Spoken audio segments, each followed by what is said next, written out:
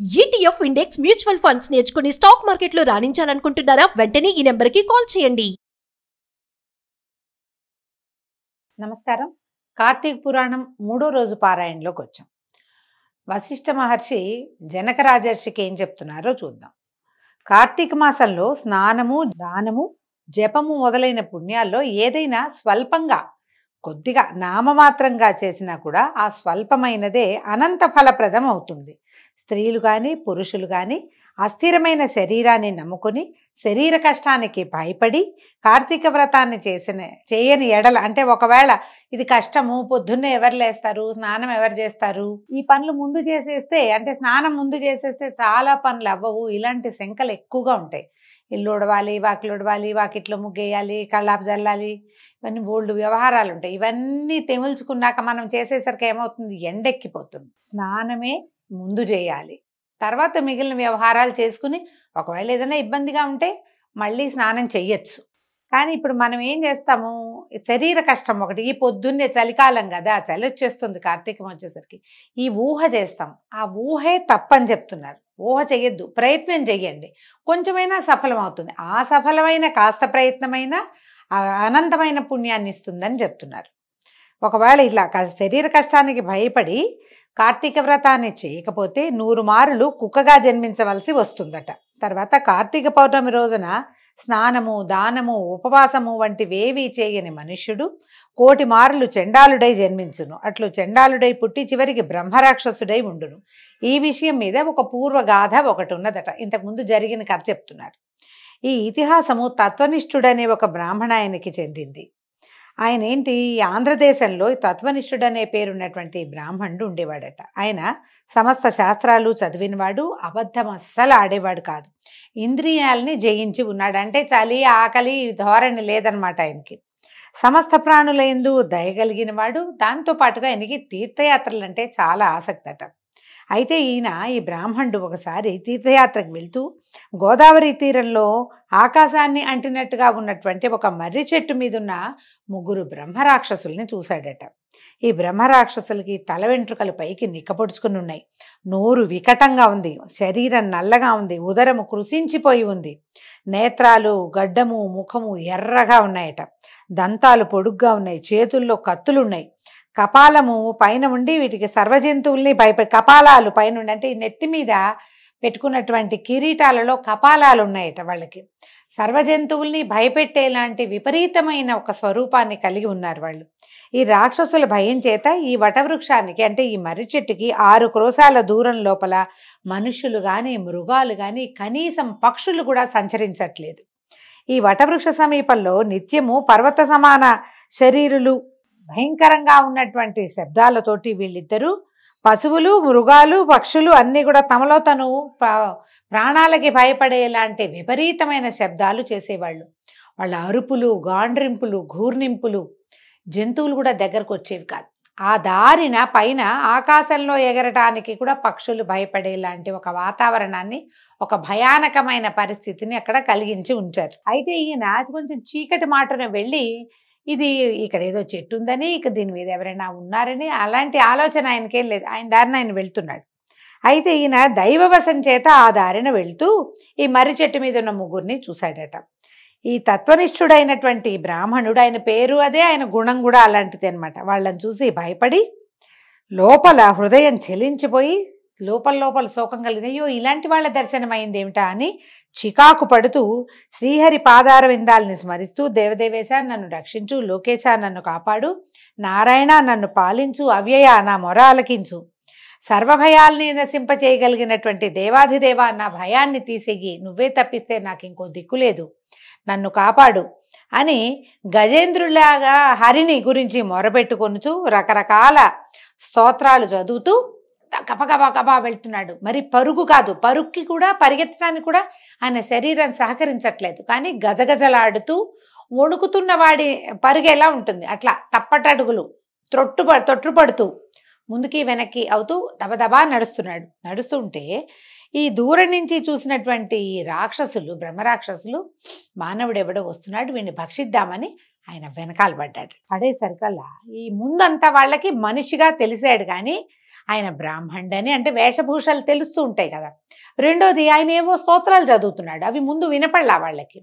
బాగా 10 అడుగులు ముందుకు వెళ్ళేసరికల్లా ఈ బ్రాహ్మణుడి సమీపానికి వెళ్ళేసరికి అతని దర్శనము, అతను చేస్తున్నటువంటి హరికథా గానము తాలూకు శ్రవణము రెండు కలిగి ముగ్గురికి జాతి స్మృతి కలిగిందట. తాము ఏ జాతికి చెందిన వాళ్ళము, అంతకు ముందు ఎలా ఉండేవాళ్ళం, ఏ పరిస్థితుల వల్ల తాము ఈ రకమైన విపరీత స్వరూపాల్లోకి మారామో అది వెంటనే వాళ్ళకు ఒక సినిమా రీల్ లాగా తెలిసిపోయింది.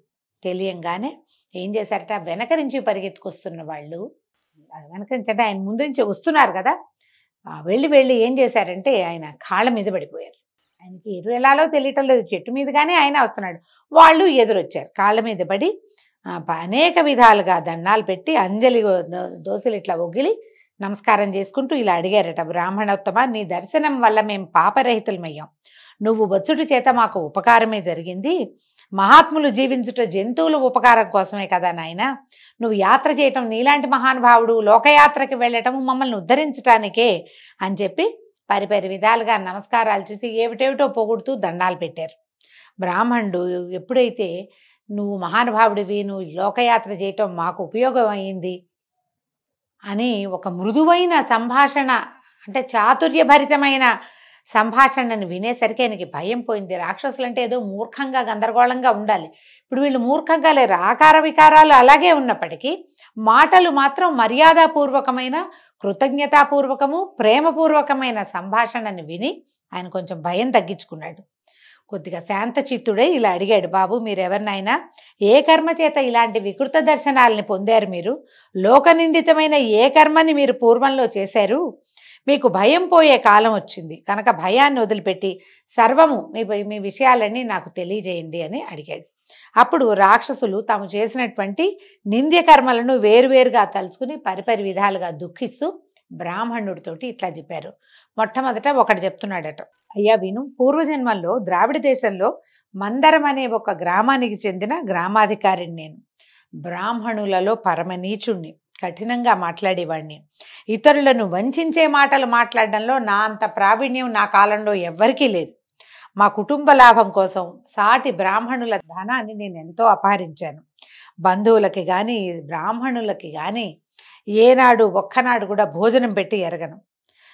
స్నేహం చేత కూడా, అంటే మంచి మాటలు చెప్పి కూడా మోసం చేసి బ్రాహ్మణుల సొమ్ము అపహరించడం వల్ల నా కుటుంబంలో నాశనం వచ్చేసి మా సంసారం నాశనం అయిపోయింది. అంటే ఇప్పుడు చూడండి, దొంగతనంగా బ్రాహ్మణుల ధనం అపహరిస్తే సూర్యచంద్ర నక్షత్రాలు ఉండే పర్యంతం వరకు వాళ్ళ కుటుంబాలు నశించిపోతాయి. బ్రాహ్మణ ద్రవ్యం చాలా తప్పు.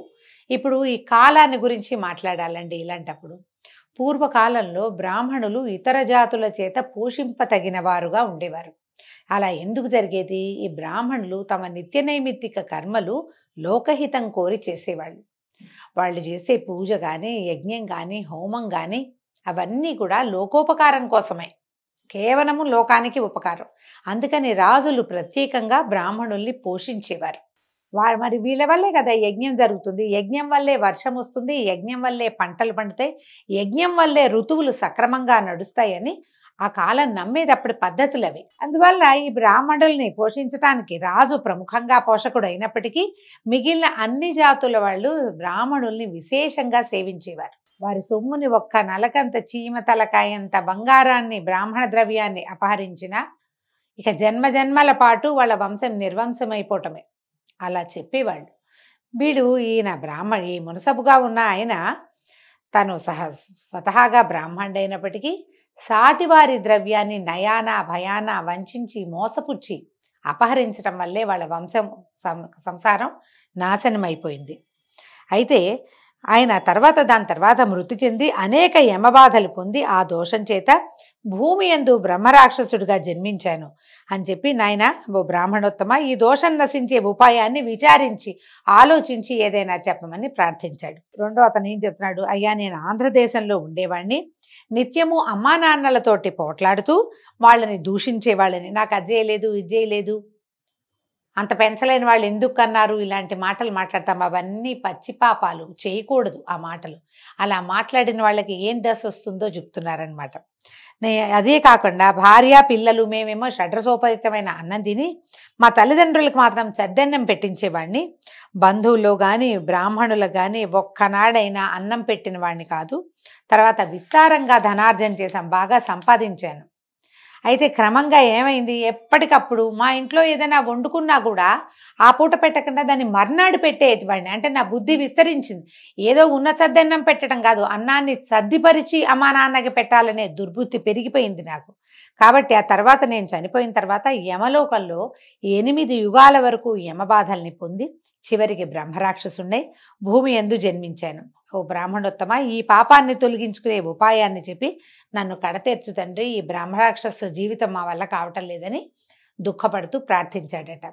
తర్వాత అప్పుడు 3వ వాడు చెప్తున్నాడు. ఈయనేం చెప్తున్నాడు, నేను కూడా ఆంధ్రదేశ నివాసినే, బ్రాహ్మణుణ్ణి, విష్ణువాలయంలో స్వామికి అర్చకుడుగా ఉండి, కానీ అర్చకుడుగా ఉండి కూడా నేను స్నానం సంధ్యావందనాదుల్ని విడిచి స్వామి పూజని వదిలి విష్ణువాలయమందు స్వామికి అర్చకుడుగా ఉండి కూడా, అంటే ఏవో కొన్ని పూజలు చేసేవాడు, అన్నీ చేసేవాడు కాదు, కఠినుడుగా దయాశూన్యుడుగా మెలుగుతూ ఈ దేవాలయంలో భక్తులు వెలిగించే దీపాల్లోని నెయ్యిని నూనెని దొంగిలించి వేశ్యాగృహాల్లో దీపాలు పెట్టించి ఆ నేతినేమో నూనెతోటేమో వేశ్యాగృహంలో దీపాలు పెట్టించి నేతినేమో తను వెళ్ళినటువంటి జారాంగనకి ఆ అనుభవానికి మీరు తినడానికో ఒంటికి రాసుకోవడానికో ఇచ్చేసేవాడు అనమాట.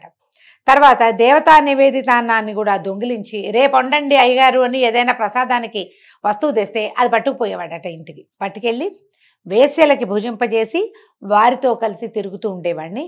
ఈ దోషం వలన నరకాలయందు అనేక యాతల్ని అనుభవించంటే నానావిధ నరకాలు, కొన్ని రౌరవము అది ఉన్నాయి కదా, ఇన్ని నరకాలయందును పడి అన్ని నరకాలని అనుభవించి తర్వాత భూమిలో పుట్టి అనేక నానాయోనుల యందు జన్మించి చివరికి బ్రహ్మరాక్షసుడిగా పుట్టి ఈ మర్రి చెట్టు మీద ఉన్నాను. కాబట్టి నువ్వు సమస్త భూతముల యందు అకారణంగానే నీకు దయా కరుణ ఉండే మనస్తత్వం కలిగిన వాడివి, నన్ను రక్షించు బ్రాహ్మణోత్తమ అని పాదాలు పట్టుకున్నాడు 3వ బ్రహ్మరాక్షసుడు. ఈ తత్వనిష్ఠుడు అనే బ్రాహ్మణుడు ఈయన నిదానంగా ఆలోచించి వీళ్ళ మాటలన్నీ విని ఏమన్నాడంటే కొంత ఆశ్చర్యాన్ని కూడా పొందాడు. మానవులు ఎంత పరిపూర్ణ జీవితాన్ని అనుభవించేందుకు అవకాశం ఉంది. సర్వోత్కృష్టమైన జన్మ మానవ జన్మ. అది లభించిన తర్వాత ఆ శరీరంతో మంచి పనులు చేయకుండా రకరకాల చెడ్డ పనులు చేసి చివరికి నానాయోనులు ఎందుకుండి ఎన్నో నరకంలో యాతనా శరీరంతో బాధలు అనుభవించి అయినా కూడా ఆ కర్మలు తీరక చివరికి ఇలాంటి దౌర్భాగ్య జీవితాన్ని పొంది బ్రహ్మరాక్షసులుగా ఉంటే వాడికి స్పృహ ఉంటుంది, కనపడ్డ వాళ్ళని విరుచుకుని తినేస్తాడు. ఆ పాపంతో ఎన్ని కోట్ల జన్మలు మళ్ళీ ఇలా దిక్కుమాల దౌర్భాగ్యపు జీవితాలు గడుపుతారు అని ఆశ్చర్యపోతూ, నాయనా మీకేం భయం లేదు, మీ దుఃఖాన్ని పోగొడతాను, నేను కార్తీక స్నానార్థం వెళ్తున్నాను, మీరు కూడా నాతో పాటు రండని వాళ్ళని వెంబడబెట్టుకుని ఈ గోదావరి నదీ తీరంలో వాళ్ళని వెనకాల తీసుకెళ్ళి బ్రహ్మరాక్షసుల నిమిత్తం సంకల్పం చెప్పి తను కూడా స్వయంగా ముందు స్నానం చేసి తర్వాత వాళ్ళతోటి కూడా స్నానం చేయించి వాళ్ళ బ్రహ్మరాక్షసత్వాన్ని పోగొట్టాడు. ఆ తర్వాత ఇంకా ఏం చేశాడట, ఈ సంకల్పం ఎట్లా చెప్పాడు, తను ఆ పూట చేసినటువంటి కార్తీక స్నానం అనేది కార్తీక మాసంలో అవటం వల్ల తన స్నాన ఫలితాన్ని సమంత్రకంగా ఈ 3 బ్రహ్మరాక్షసులకి ధారపోసాడు. వాళ్ళతో స్నానము చేయించి, స్నానం చేయకుండా దానం ఎట్లా తీసుకుంటారు, అందుకని ముందు మంత్రంతో వాళ్ళకి స్నానం చేయించి వాళ్ళ సొంత ఫలితం వాళ్ళకి ఎలాగూ ఉంటుంది. కార్తీకంలో స్నానం చేసిన ఫలితం బ్రహ్మరాక్షసులకి ఎలాగూ లభిస్తుంది. తన స్నాన ఫలితాన్ని వీళ్ళ 3కి ధారపోసాడు. దాంతో వీళ్ళ 3 దోష విముక్తులై దివ్య రూపాలని ధరించి వైకుంఠధామానికి వెడలిపోయారట. ఇప్పుడు చెప్తున్నారు మహర్షి, ఓ జనక మహారాజా విను, మోహము చేత కానీ అజ్ఞానము చేత కానీ కార్తీక మాసమందు సూర్యోదయ కాలమందు కావేరీ నది ఎందు కానీ గోదావరి నది ఎందు కానీ ఏ నది ఎందైనా సరే, ఎలాంటి నదైనా సరే స్నానం చేసిన పిమ్మట శ్రీ విష్ణు పూజను చేసిన వాడికి 10,000 యజ్ఞములు చేసిన ఫలితం కలుగుతుంది. ఇందులో సందేహం లేదు. ఏదో ఒక ఉపాయం చేత కార్తీకమందు నదీ స్నానము తప్పక చేయవలను. కార్తీక మాసమునందు దామోదర ప్రీతిగా సంకల్పం చెప్పుకుని ప్రాతస్నానము చేయని వాడు 10 జన్మల యందు నానా రకాలుగాను జన్మించి, అంటే నీచ జన్మలు పొంది తర్వాత ఊరపందిగా జన్మిస్తాడు. కావున స్త్రీలు కానీ పురుషులు కానీ కార్తీక మాసమందు ప్రాతస్నానము తప్పక చేయవలను. ఈ విషయమై ఏ మీమాంస లేదు. స్నానానికి అమెండ్మెంట్లు లేవు, స్నానం మాత్రం నియమంగా చేయవలసిందే. దీంతో ఈ రోజున 3వ రోజు పారాయణ పూర్తయిందండి. రేపు ఉదయం 4వ రోజు పారాయణతో మళ్ళీ కలుసుకుందాం. నమస్కారం.